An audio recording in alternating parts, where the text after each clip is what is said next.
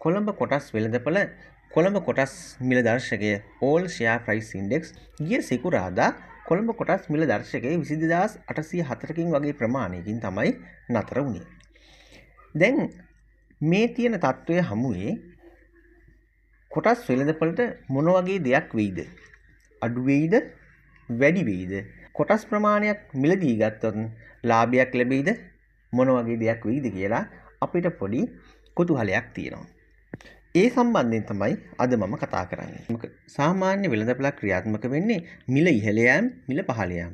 අපි මිල ඉහළ යෑම වලදී අපි කියනවා බුලිෂ් මාකට් එකක් කියලා.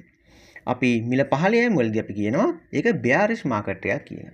එහෙනම් දැන් අපේ කොළඹ කොටස් වෙළඳපොළට මොකද වෙලා තියෙන්නේ? ඒක බුලිෂ් මාකට් එකද බෙයාරිෂ් මාකට් එකද? මේ දක්වා බුලිෂ් මාකට් එකක් තමයි අපිට දකින්න පුළුවන් උනේ. හැබැයි සිකුරාදා දිනේ යම්කිසි ප්‍රමාණයකින් පොඩි අඩුවීමක් දැක්කා. හැබැයි ඒ වුණාට අපි ඒ අඩුවීම කියන එක විතරක් සලකලා මේක බෙයාරිෂ් මාකට් එකක් ඇති වෙයි කියලා බලාපොරොත්තු වෙන්න බෑ. ඒ මොකද 2023 වර්ෂයේ අප්‍රේල් වාගේ වෙනකොට මාකට් එක තිබුණේ ASPI දර්ශකයේ 10000ක් වාගේ ප්‍රමාණයකින්. 2024 වර්ෂයේ ජූනි වෙනකොට ASPI දර්ශකයේ 15900ක් වගේ ගානකට තමයි ඇවිල්ලා තිබුණේ.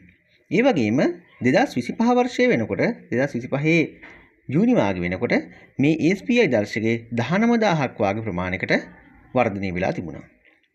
ඒ 19000ක් වගේ වර්ධනය වෙච්ච අගය දැන් මේ වෙනකොට 22900ක් දක්වා උපරිම අගයකට ළඟා වෙලා තිබුණා. හැබැයි ගිය සිකුරාදා ඒ 20900 ගාන තිබිච්ච එක 20800 දක්වා ඒකක 100කින් පමණ අඩුවීමක් දැක්කා. ඒක අය අඩුවීම ඇති වුණේ කොහොමද? සාමාන්‍යයෙන් අපි දන්නවා කන්දක් නැගලා මහන්සි වුණාම ටිකක් වෙලා හති අරිනවා. අන්න ඒ වගේ තත්ත්වයක් තමයි මේ මාකට් එකේ තියෙන්නේ. ඒ වගේම මේ දවස්වල පාර්ලිමේන්තුවේ බජට් එක කතා වෙනවා.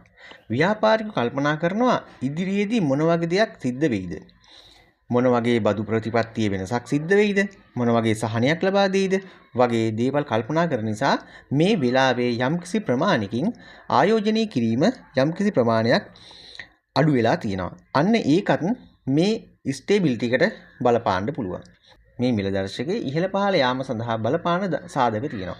ඒවා තමයි බදු ප්‍රතිපත්තියේ වෙනසක් සිද්ධ වීම, රජයේ යම්කිසි වෙනසක් සිද්ධ වීම, ඒ වගේම ආයෝජන විශාල වශයෙන් ගලාගෙන යාම හෝ ආයෝජන වෙනස් වීම, ඒ වගේ සිදුවීම්. හැබැයි මේ කාලය තුල ඒ වගේ ලොකු වෙනස්කම් සිද්ධ වෙලා නැහැ.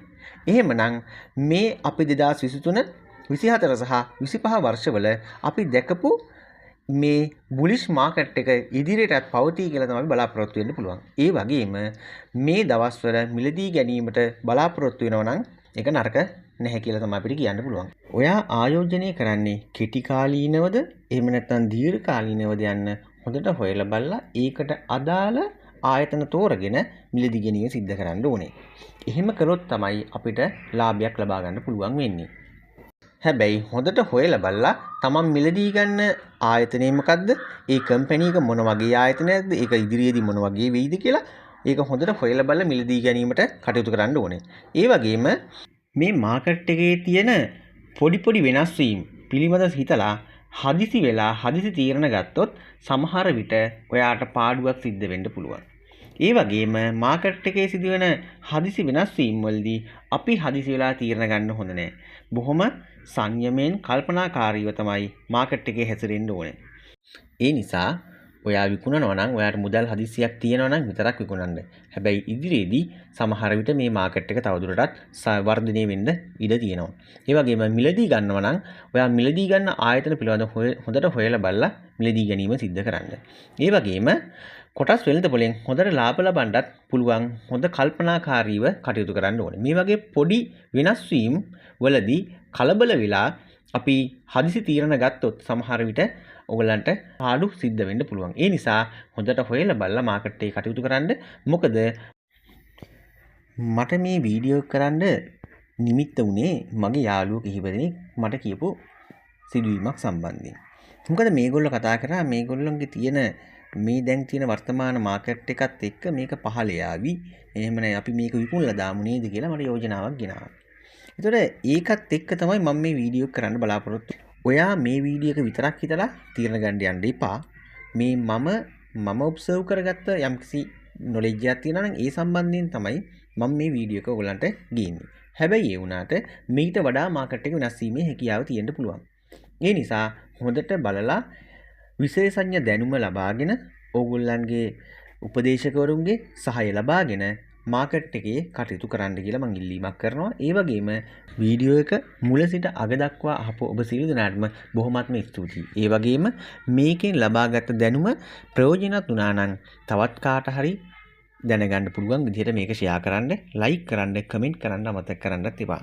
බොහොමත්ම ස්තුතියි.